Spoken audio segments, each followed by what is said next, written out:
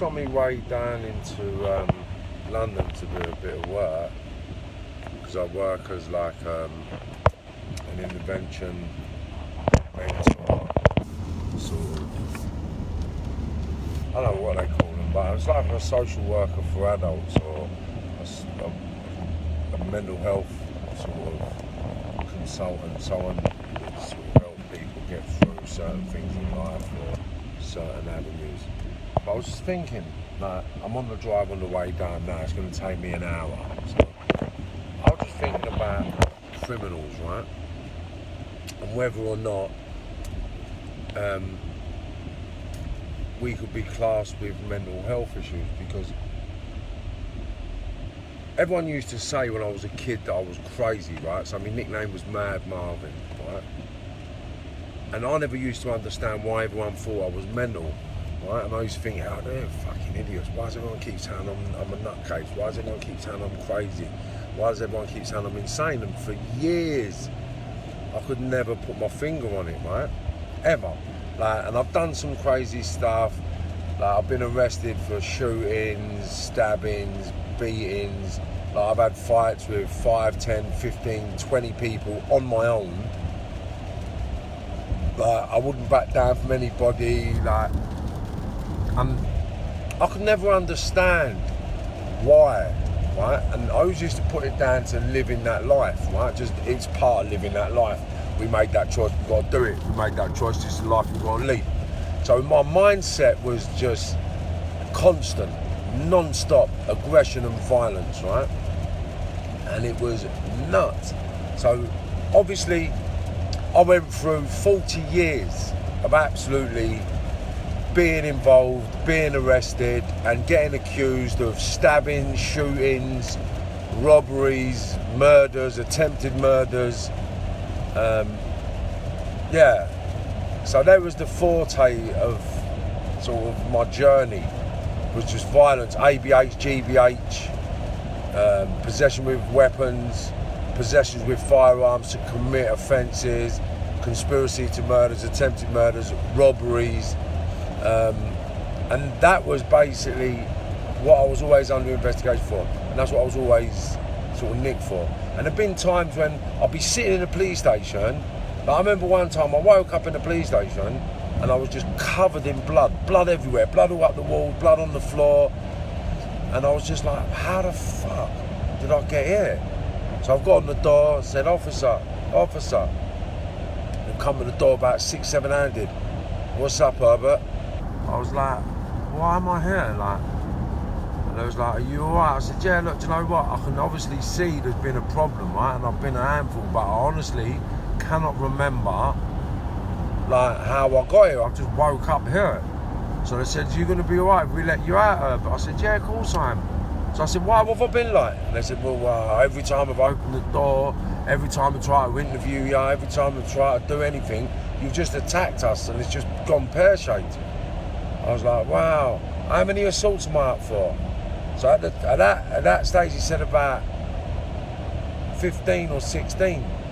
I was like, shut up. I was like, yeah. Anyway, so they took me out into the charge room. The sergeant's there, and he said, oh, but what's happened? Like, what's happened? I said, I don't know. I honestly believed that someone spiked me, right? Someone spiked me. Right, and that wasn't the singular one time that happened. That happened quite a lot when I was a kid growing up.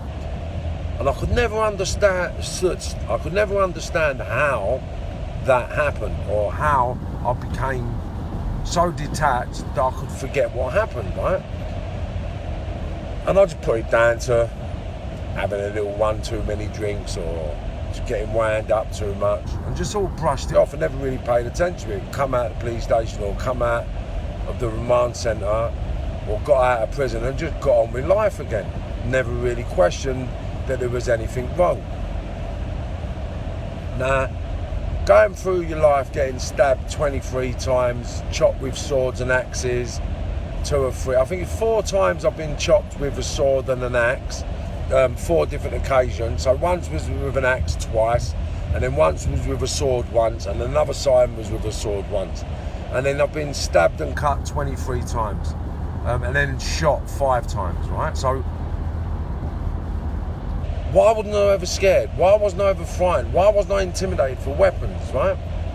So, obviously, there's a reason for all that. Now, it wasn't because I was hard, right? Because I was no different than any other man, right? But what I've learned over the last 5 years was that it was my limbic system, right? My limbic system.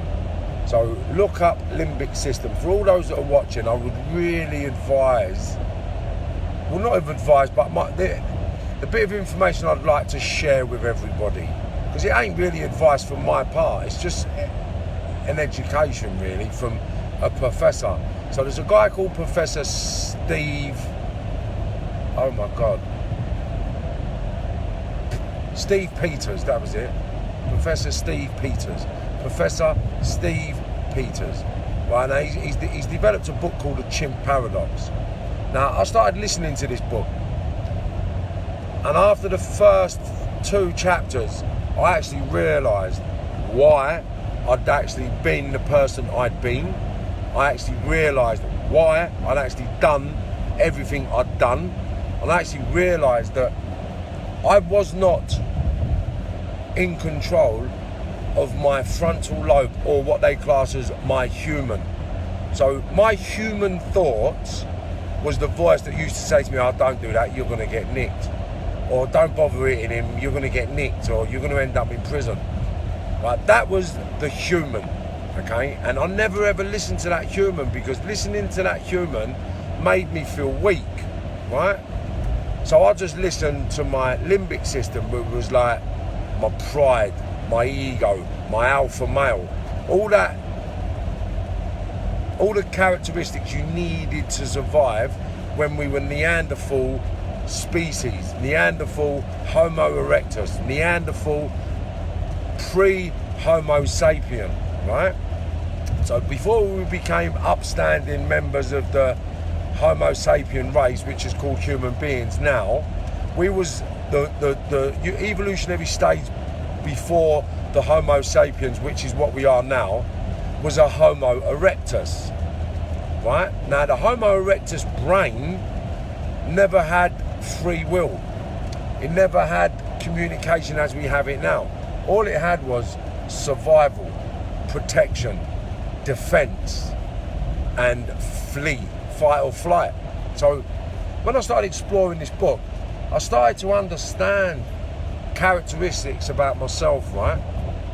And this book will only make sense to you if you're prepared to be honest. Now, because I was sick and tired of going to prison, sick and tired of being involved in mad investigations where the police just follow you around and hack your phones and drive your people mad, right? And it ain't for days or months, it's for years. It's like, it doesn't stop, right? So an investigation just ain't for a day. Like, some investigations I've been under for 18 months, 2 years, right? And then that'll end, and then another one will start, and it's just never ending, where you can always end up in prison doing large amounts of bird for not a lot of money, right? For not a lot of excuses, not a lot of reasons, you know? And it's all sort of superficial stuff that you're sitting in prison for, superficial stuff that you're lying in the hospital for, superficial stuff that people are being killed for, right?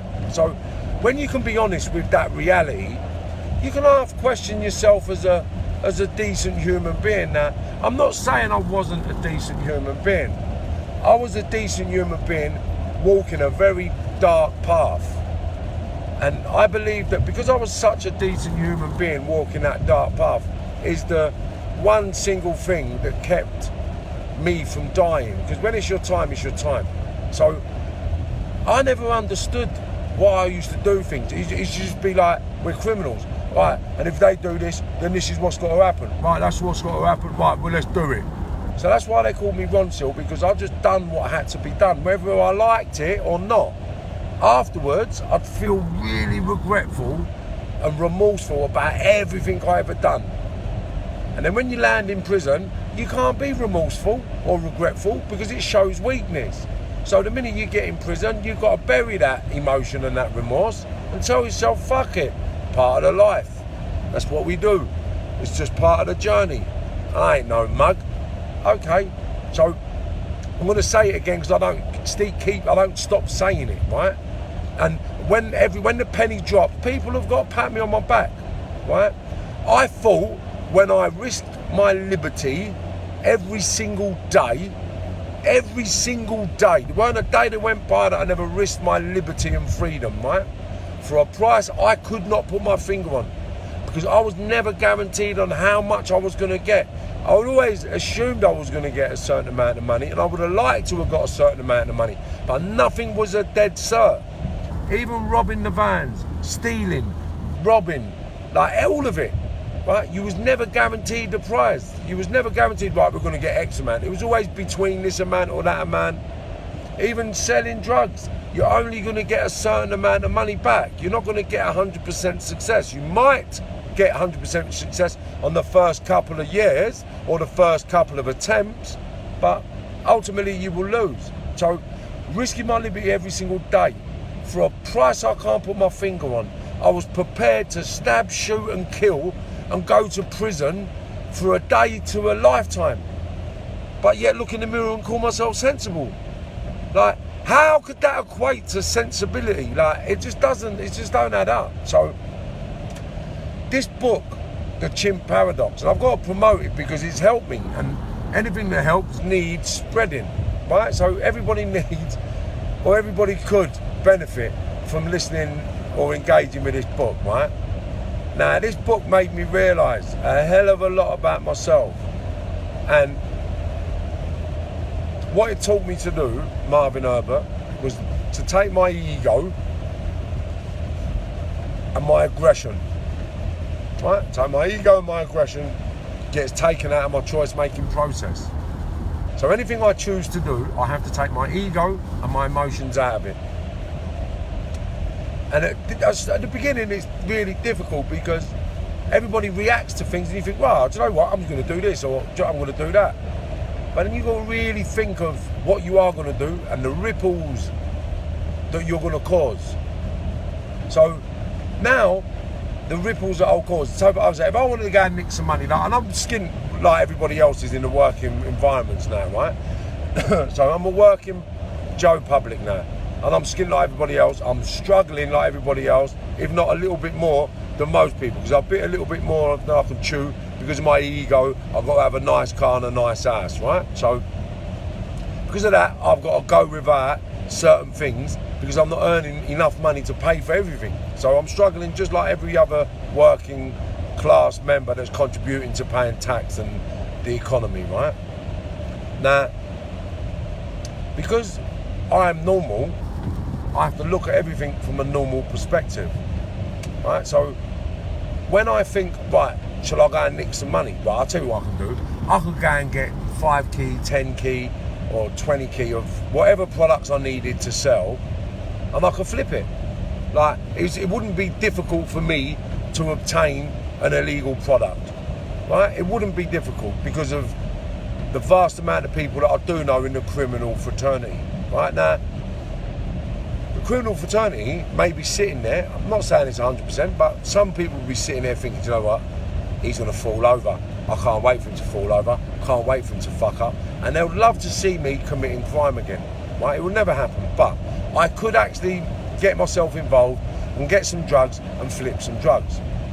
Flip some products, flip some illegal diamonds, some stolen jewellery, whatever. I can fence some stuff. I could do that if I really wanted to, right? So generate some financial revenue. But now, what I think about now, right, was right, if I do get arrested, right, what will happen? I'll go to prison. I can deal with that, I can handle that. Nothing I ain't ever done before. Does it seem like a problem? Not on the face of things. When you're a criminal, it don't seem like a problem because I'll be able to handle a bit of bird. Ain't going to affect me. I can nick a bit of money in there. I can just graft, do what I'm doing. But when you look at the reality of it, right, I've got 5 kids that are not perfect. They've all got their issues. Growing up to 27 years of age from 11 years of age. So we're on a wide spectrum of issues, problems and dramas, because we got the pre-teenagers, we got the teenagers, we got the post-teenagers, the young men, young women, and adults, right? So everybody encounters issues and problems throughout their life, right? At different stages of their life. So everything my kids are going through now is everything everyone's had to go through in general, right? So me going away to prison, although I could handle it and lick a bit of blood, the effects that would have on every one of my children would be, first, my dad really didn't love me. Because why would he say love me when he go to prison? Now, when you're a kid, like I used an excuse when I was a kid because I was confused. I was insane.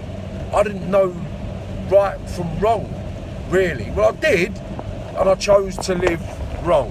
I chose to live illegal. I chose to do bad things, right, and live with the consequences because I was immature, right? So now the effects that, whereas I'm not, well, I haven't got as much mental health issues.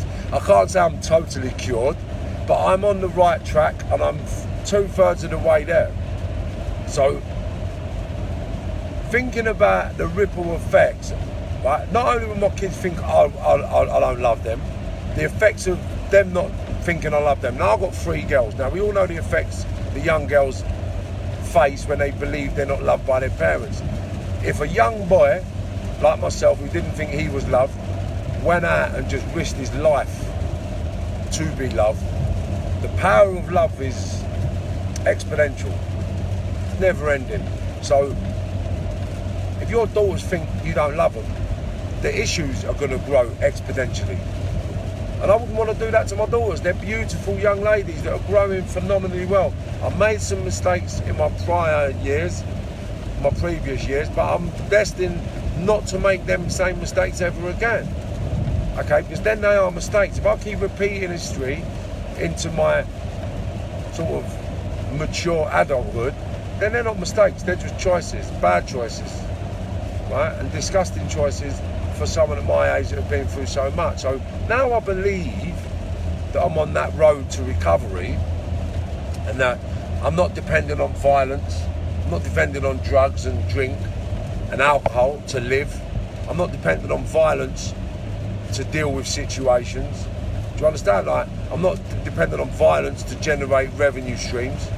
I'm just using my logical brain, my humanistic frontal lobe, and I'm trying to generate as much support as I can for so many people that would like to change their life, you know, and change the direction of the world that they've been living in.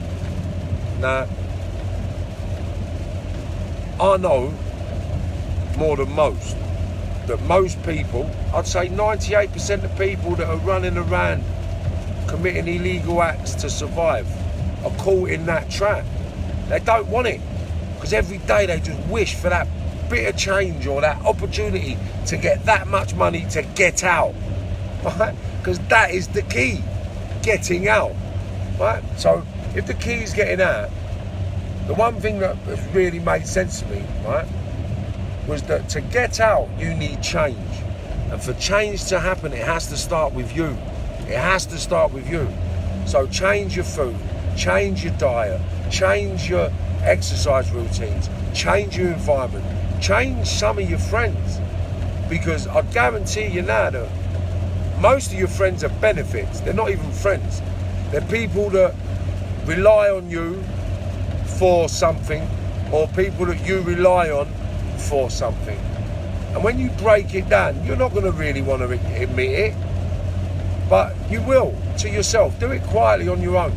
Don't let no one know whose benefit you are or who's a benefit to you, but no, accept it. Do you understand? And once you accept it, you can just start saying, well, do you know what, I'm not going to allow that person to be a benefit to me no more. I'm not going to allow myself to be a benefit to anybody. I want friends. And what's a friend? Someone believes a friend, someone that gives you everything. Someone's a friend that shares everything with you. Like, this is how we're programmed, right? Right, so I'll give you a little bit of information. I had a friend, and he's a dear friend, and I went to this friend one day, and this friend's really, really wealthy, really, really wealthy, really, really comfortable, really, really settled, right? In every sense of the word, right? So I rang him up. I said, I won't mention his name because I haven't spoken to him and asked him. So I said, "Hi, buddy, how are you getting on?" He said, "I'm fine." I said, "Do you know what? I need your help." And this isn't a criminal. This is someone legitimate that I've met on my journey, right? Since doing all my creative, legal stuff, right? So I've met him. I rang him up. I said, "Do you know what? You're in this world. You're doing this. You're doing that. I need a bit of help." So he said, "What do you need a bit of help with?" I said, "Well, I've set this little charity thing up, and I'm a product, and I'm doing all this intervention stuff, and I'm doing all the prisons, schools, colleges, but I just don't know how to get to the next level. Could you plug me in? Because where I come from, how you get in front is you get introduced to people. People introduce you to the right person, the right link, the right contact. You go off and you make money, right?" So that's what I believe help was, that this guy would either introduce me to someone or give me a lump of money so I could do what I need to do. So he said, "Yeah, I'll help you, not a problem, Marvin. Amazing, I'm so glad you asked." I was like, wicked. So now I'm thinking, wicked. I wonder what he's going to do to help me, right? He rang me up. He said, "Right, do you have a computer?" I said, "Yes." He said, "Do you have internet access?" I said, "Yes." He said, "Right, take the name of this company." I said, "Yes." He said, "Right, now go onto the internet, download the link I've sent you, and then open up. There's a list of courses, right? There's a list of courses, okay? Courses that I have to sit and complete." He said, "Now, they're not very difficult courses. They take a relatively short amount of time. Like every course takes 20 minutes to half an hour." So I said, "Yeah, all right, sweet." And he said, "Do the courses, do this course." He said, "Do 3 courses. Once you've done the 3 courses, give me a call back." So I put the phone down and I was like, damn, what's this geezer on, man? Like, I asked him for a bit of help, mate. Anyway, something in the back of my mind said, download what he's asked you to download, have a look at it anyway, and see what he's talking about. So I downloaded the first course, listening, reading, and I started realising, hold on, I didn't know that. Hold on, I didn't know that either. Wow, I didn't know that. So it started teaching me things, right? Now, one of the things it taught me was this, right? When you read, or if you've ever read a book, got to the end of the page or the end of the chapter, and if you're from the same sort of places that I come from, then this would have happened loads of times, right? So you get to the end of the chapter, you think, what's that all about? Kind of remember that shit. So I'm not going to read no more because I can never remember what the pages, chapters, or the book was all about. Like, I always got to the end in a relatively short period of time, but I could never remember the ins and outs of the book, and I could never understand it. So I lost interest in reading. And then I'd done this course, and I realised that the reason why I couldn't remember the books, or what the paragraphs, or even the chapter was all about, was that in this study technology course that I've done, it was studying the technology of learning, right? If you read a word that you do not understand, like you do not know the definition of, right? Your brain will not store any information past that word. It cannot store any information past that word because it can only store what you know. And I thought, wow. Right, so what I started doing from that day on was any word that I didn't know, I got the dictionary out, understood the word, understood the meaning, carried on. Now, since that has happened, I've never lost anything out of anything I've read. So it works. And then there's ones for communicating, there's ones from relationships, there's like a myriad of courses to do, right? And they're all on the internet. So I started doing all these courses. Along with the Chimp Paradox, I'm doing these courses. And I'm thinking, wow. I'm learning so much about everything about myself. Like, even talking to people, communicating to people. You know, like, communicate isn't always talking. 50% of communicating is listening. But where I come from, we don't listen a lot. We like to explain and demand or command. So we're either telling people what to do and how to do it, or we're telling people off for not doing what they had to do correctly, or what we'd expected them to do correctly. Because of the breakdown in communication, it creates conflict, and then relationships break apart or fall apart. So these are all stuff, all things and attributes I've had to learn. So the reason why I come on to this morning was to actually look for the correlation between criminal activity and mental health, because I was insane. Like, repeating the same things over and over and over and over and over again, expecting a different result, is the definition of insanity. Now, that is how I live my life, right? Every single day, replacing trauma with trauma, situations with worse situations, you know, and happily. So that is a form of mental health. Now, because I've actually accepted that I was insane, and the easiest way for me to accept it was by admitting that I'd been hijacked by my chimp. Now, those who read the book or listen to the audio book, the Chimp Paradox, will actually start telling me that they've been hijacked by their chimp, because the chimp's 5 times stronger than the human. Now, our brain is segregated into 7 parts, but we use 3 of them consciously. So we are aware of these 3 parts we use. That's why them voices in your head actually exist, and they are actually in conflict.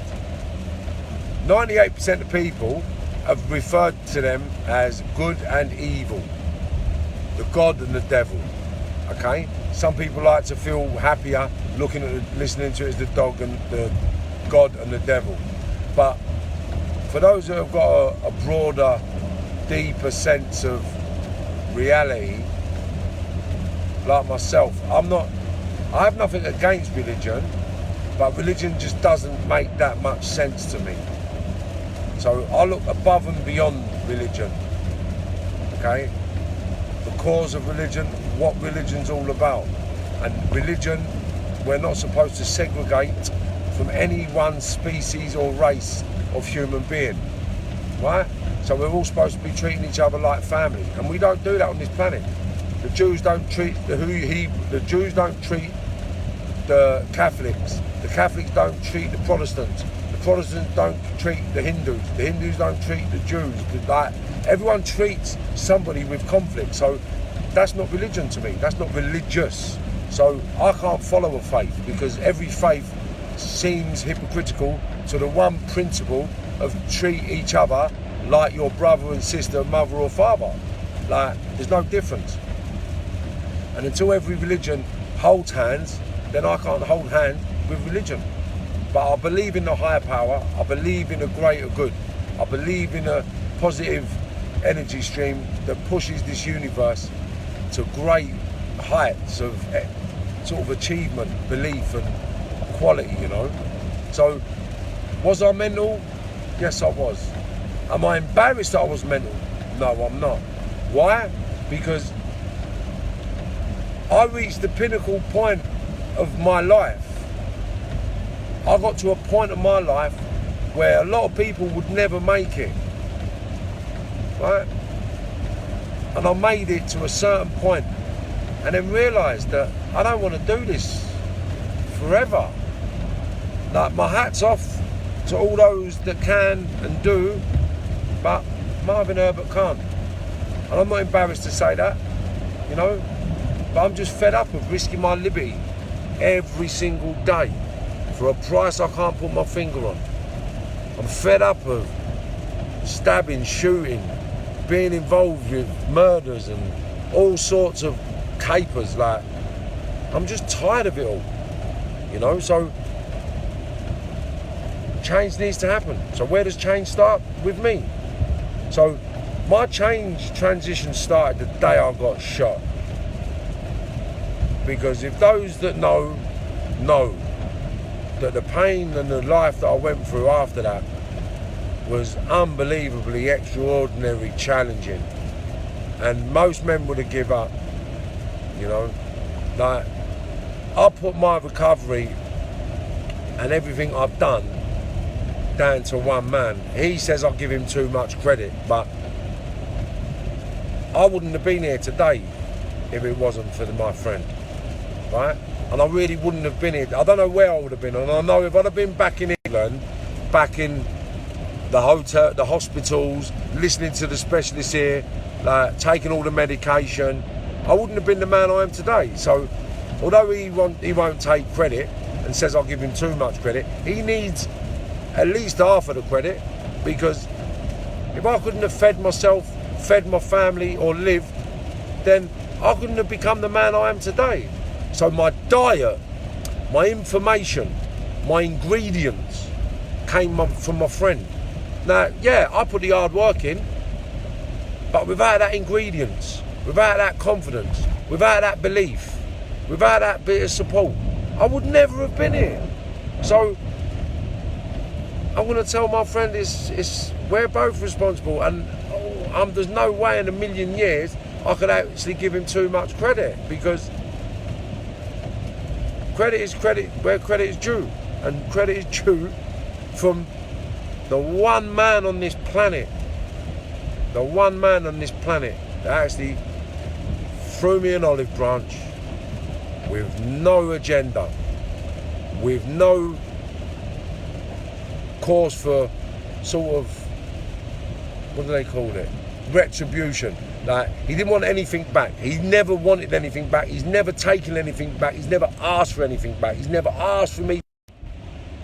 Right, sorry about that. Hopefully it's still on. Yeah, so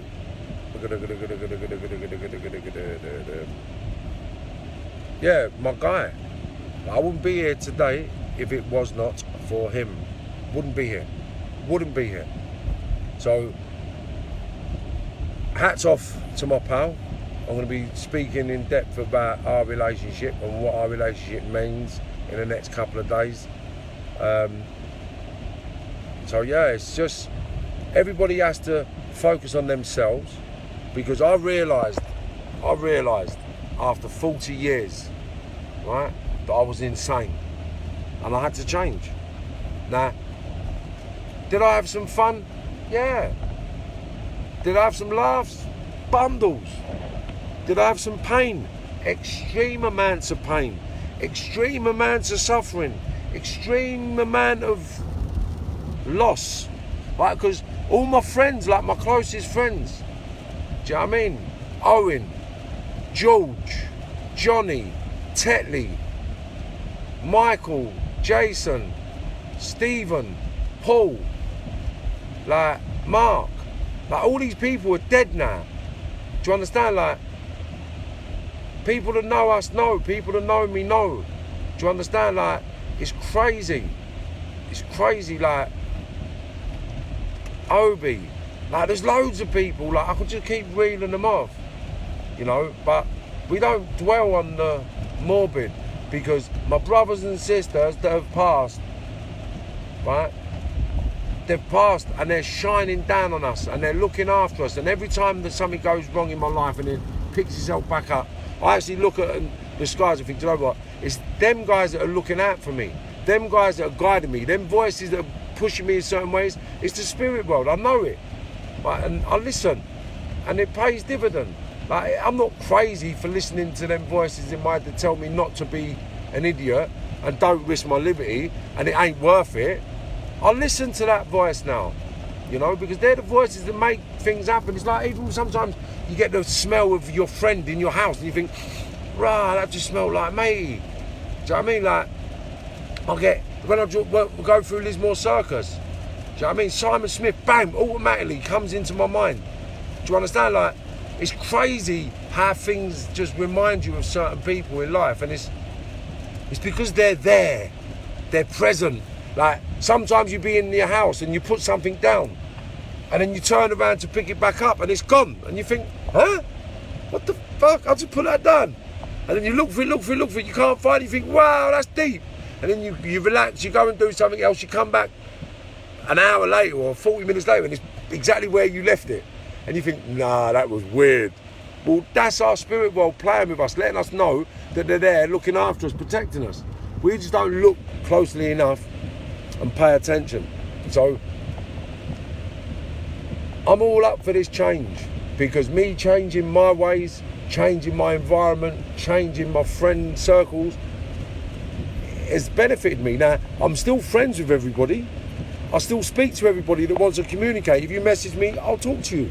It's not an issue. I'll call you. We'll have a conversation. I hate emails. I hate messages, but I love phone calls. I love talking to people. So it's all about that connection, right? But connecting with the right frequency. Connect with the right frequency. We're all going to go places we've never been before. Like, I've gone to places I never even imagined. Downing Street. Come on, man. Downing Street. I got personally invited to Downing Street. And I'm going to post a video again today when I get home, right? I thought a major invited me. So as I've gone through the gate at Downing Street, I've gone, oh, major, thank you very much for the invite. He said, invite. And then I interrupted a couple of times. And then he said, I never invited you. Number 10 invited you. And I was like, it never even sunk in when he said it. When I watched the video, I was like, rah! Number 10 invited Marvin Edward Herbert to Downing Street.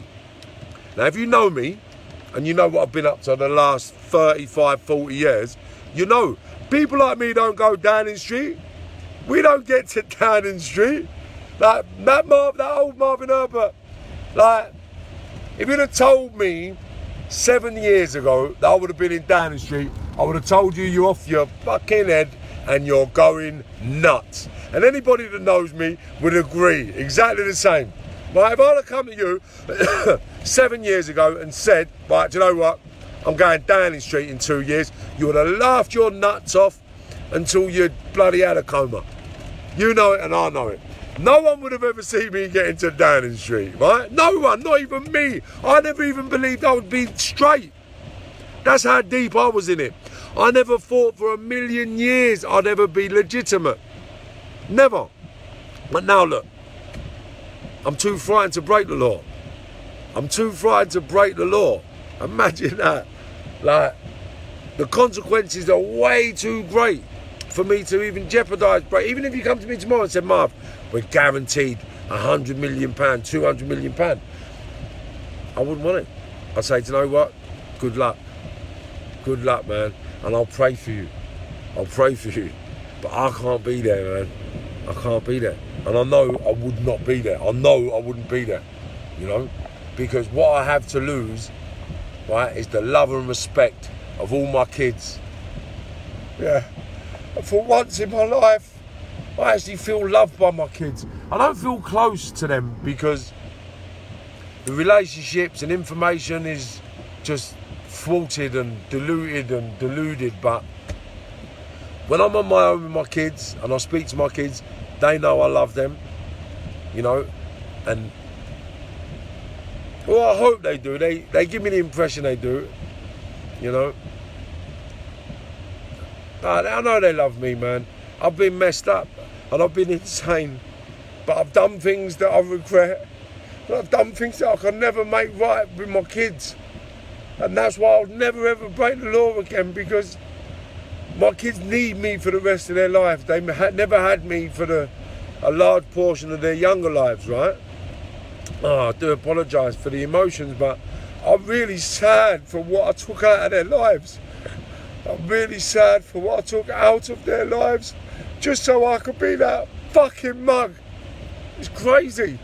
And I actually feel angry at myself that I've actually put my kids through all of that, for all the mugs that I supported, you know, for all the fucking people I went out of my way for that never loved me. Do you understand? Like, all the things that I've done and all the things I suffered and all the things I've done for other people, you know, like, just to fit in because I thought they loved me. And I put my kids on the back burner for all of them. I went to prison for people thinking my kids are sweet as a nut. The damage I caused my kids, my ex-partners, everybody, I ruined their lives with my insanity, you know, and that's what I regret more than anything. The fact that I hurt so many people that actually loved me. And I made so many people happy and wealthy that never loved me. The oxymoron that I made it to a successful criminal, but I let my kids down. I let my kids suffer. My kids have gone without, you know. And the irony of it is, materialistically, they haven't gone without, but spiritually and emotionally and sort of opportunity-wise, man, they've gone without massively. If I'd have used my time and my connections and everything that I have in the most positive way, my kids would never have to go through or would have ever had to have gone through what they've been through. Now, I'm not saying they've had a terrible life, but I know they could have had a much better life, because there's people that I communicate and have it with now that are half the man I am. Half, not even half the man I am. And the way they live and what they've achieved is phenomenal. And I know if I'd have done the right things at the right time, I would have been in the same place as them people, in a better position with a lot more success, you know, because I'm going to get there this way. And my older kids, like the good thing about it is all my grandkids are going to be phenomenally looked after, wealthy, stable, emotionally, spiritually, financially, materialistically. They're all going to be well balanced, and I'm going to be a fantastic grandfather, you know, because I know it. My kids won't hate me that much or dislike me that much. Like, their kids will get threatened to come to Grandad Mum's because they won't be able to eat all the sweets and shit. But they'll have nice sweets, but healthy sweets, healthy stuff. Like, and they'll be, oh, do we have to go? They'll be, you know what? They'll love me. I'll just put the fear in there because I'm just expecting them to not be as healthy as me, but they will be. I know they will be, because times are changing and everybody wants change. So everybody's going to promote the healthy living, diet, lifestyle to their kids. My kids more so than anyone's, I believe. So I will leave it there for today. Oh, that was emotional. But yeah, the change come from wanting. The change come from needing. The change come from life. So I wanted a change, so I changed. And the first thing to do when you change is change your environment. Don't think you can do what you need to do in that same environment that you've been making all the mistakes in, because it'll be very, very difficult to do that. The best thing to do, if you can, would be to change your environment, you know. Change your environment. And it don't mean you need to change where you live. Just change the environment where you socialise. Change the environment where you link or meet people. Change the environment where you eat. Change the environment where you party. Change the environment where you train, educate yourself. All of it. Just change. Go somewhere else and do it. You know, because being around the same mindset will just hold you in the same mindset. Oh dear. Oh, I like that this morning. I like getting emotional now. Before I would have been a mug for crying, you know, and getting emotional. But the pain ain't, it's not a selfish pain. I feel it for my kids, you know, because I actually feel what they could have had. Like, and I could have given them like, they've had a decent life, I believe. I don't think they've had the worst life in northwest London. I don't think they've had the worst experiences in northwest London, No, I went through stuff that they didn't have to go through. So deep down, I know they've been through a hell of a lot more than I went through in a better way than I ever went through it. So they wasn't exposed to the stuff that I had to get exposed to, but they've been exposed to stuff that they didn't need to be exposed to. And I'm responsible for that. And I will hold my hands up to say, in that respect, I was a bad dad, right? I was a bad parent because I couldn't be a role model to my kids. So if I couldn't be a role model, I was a bad parent, right? So I'm holding my hands up. I was a bad parent when I was a criminal. I was a bad parent when I was insane. I'm making amends with it now, and that's all I can do. I apologise to my kids individually about what I've taken out of their life and what I feel about their lives so far. I can't do nothing instantly to make their lives any better. Only they can. So I'll encourage them and help them in every which way I can and support them in any which way I can to develop the skills that I have now that they might need later in life. So everybody out there, just know, change will start with you. You make the first step. Now the first step to change is to change something about you, right? Just something, a little something, right? So I want to love you and leave you there. I can't even see, this is what I'm saying to you, because I was on the phone on the way down. Hold on, let me see. I really can't see who's been messaging. So we've got Emma, Steve, morning Winston, Jojo, Jordan, Stevie, Atty, Bernard, Deborah, Ellie, Elliot. Oh, nice one, Elliot. I needed to speak to you. Wonderful. Glad to see you on board, old chap. Richard, Jamie Watts and Jamie Goldsmith, Mike, Mark Reed, Deck, Peter, Nikki, Nicola. Hi Nicola, hope you're well, hope the baby, well not so much baby, little ladies now. Wicked, we got to catch up soon. AJ, Wicked, Justin, Caleb, Colin, Mark, Barbara, Matthew, Deborah, Shawnee Craig. I love you, Sean. And do you know what? You are, hands down, right, the exact specimen of what you get with Marv's mindset. You know, that never giving up, that grit and determination, that crack on. Because you are, like, you're, I'd say one of the first people, if not the first person, yeah, the first person in my transition that transformed their life, right? And it all changed with you, and it changed because you changed your diet, you changed your environment, and you changed your thought processes, right? Against a lot of things that people said, right? Because it was a stage when you was made to feel a little bit bad for your choices, but you made your choices because you knew, man, and that's why you're here where you are doing what you're doing, because you're an amazing individual, right? Well done, have a great day, Sean. I know it's late in Australia now, so thanks for locking on. Amanda, Jamie, Andy Ayling, nice to see you on board, Andy. You know, spread the love, spread the word. Look forward to seeing you with the boxing ASAP. Morning, Bill.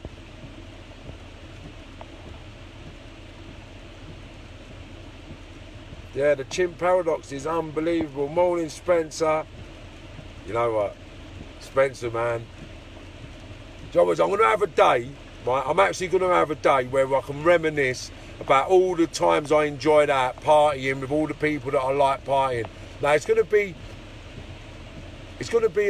a negative conversation. Well, it won't be a negative conversation. I'll be showing you the beauty inside the negativity, if that makes sense. So I might do that on Thursday on my next drive, because I have to come into work and do some work with people. So I've chosen to do that Tuesdays and Thursdays. So on Tuesdays and Thursdays on the drive down, I'm going to cover the mental health side of things. So what I used to do to gratify my emotions when I actually got money to make me continue being that insane individual. Now, I come into contact with thousands of people on this planet from that insanity, right? And when I talk about it, it may look like I'm enjoying the memory, because the memories were good. The memories in that moment was phenomenal. What I was doing was massaging my ego, you know. So for that lifestyle, for that moment, it was a good emotion. It was a good memory. And there are memories that I don't want to get rid of, because although it was insanity, and although it was ludicrous, and although it was like insanity and ludicrous, it was still enjoyable. It's mad. It's like even enjoying prison. Like, you have to make a positive out of the negative. I'm not condoning it, because it's just not acceptable. But when I was there, we actually made the best of it.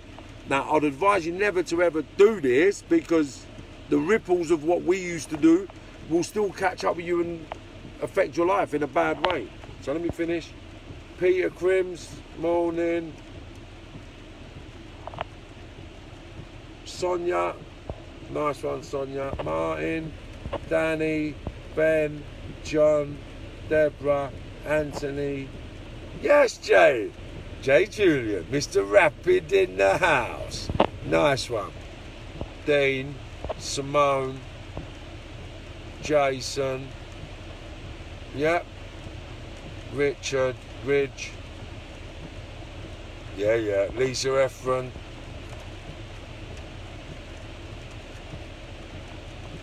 Stand-up member of the community, Sean Craig. Come on, mate.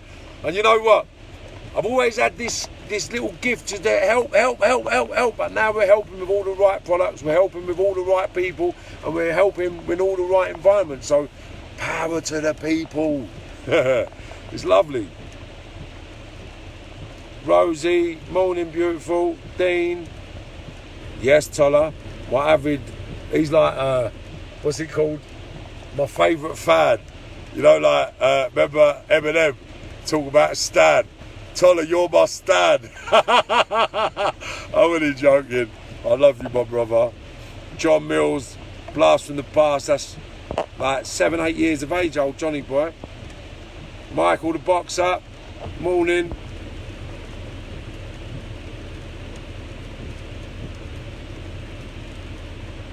Yep, I know the kids are forgiving. They don't like listening to me though, because it seems like all I do is moan and whinge and tell them what to do, but they don't like eating healthy. But they've really changed now because of this lockdown, and we'll communicate on different ways, so it's phenomenal. Bless you, Marvin. Sometimes we have to walk the path. We have to get where you are now. Yeah, and that's the thing. That's why I don't really look back with any regret or resentment, because without that path, I would have been a multi-billionaire that might not have even considered making a video like this. Do you understand? Because I would have been successful in that straight world as I was in the criminal world. I mounted to the tip of the iceberg. I got to the top of the mountain. I got to the top of the mountain in the criminal world. I mixed with the top of the tree. That's what I've done. And it wasn't fulfilling enough for me. It really wasn't fulfilling enough. So I know I had a lot more to give and a lot more to do. So now I'm doing a lot more, giving a lot more, and becoming a lot more. I feel a lot better as a person. So the path has got me to where I am today, and without that path I couldn't give the information, couldn't give the advice, couldn't give the insight. So I appreciate my journey. I wouldn't recommend it. I wouldn't recommend it to anybody though, right? Because I don't know how I made it through. I don't know how I made it through. I really don't, right?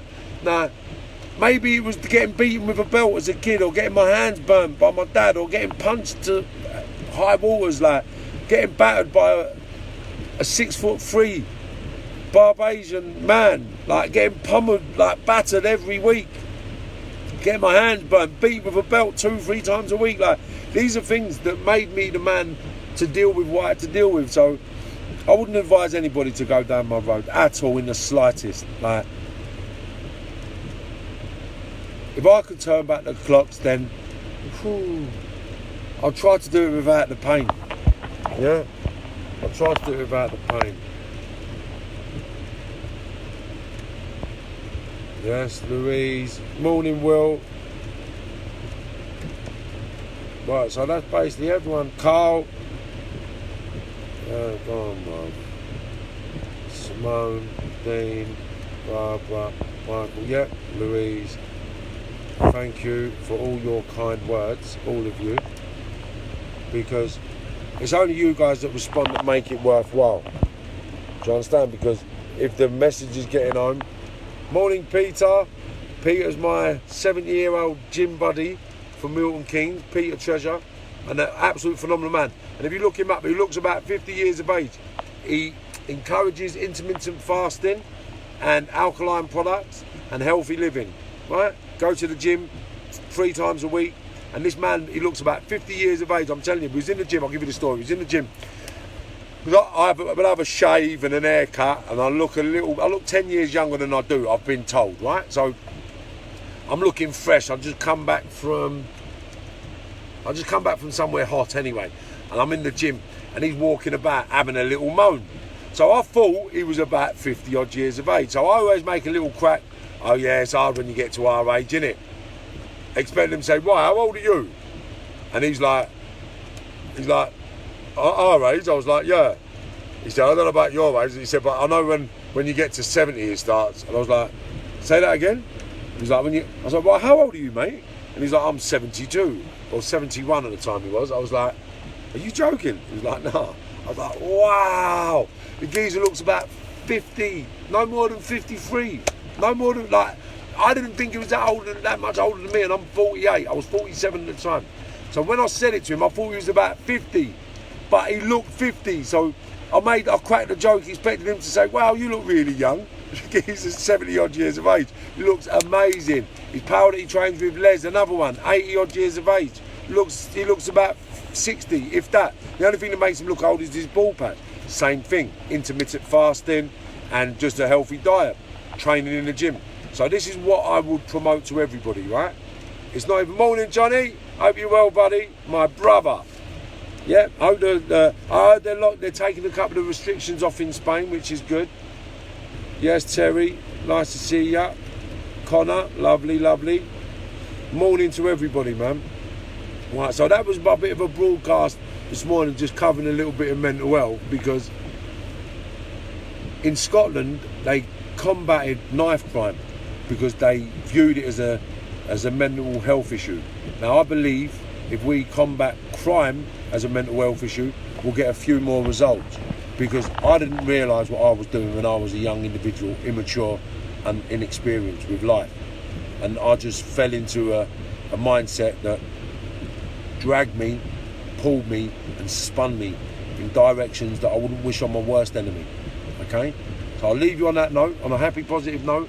Be good to everybody around you, be kind to your strangers, and be loving to everybody that loves you. Just give everybody what you want to come back. You emit what you get. So whatever you give is what you're going to get. If you want to be miserable and angry, all you're going to get is miserable and angry people coming towards you.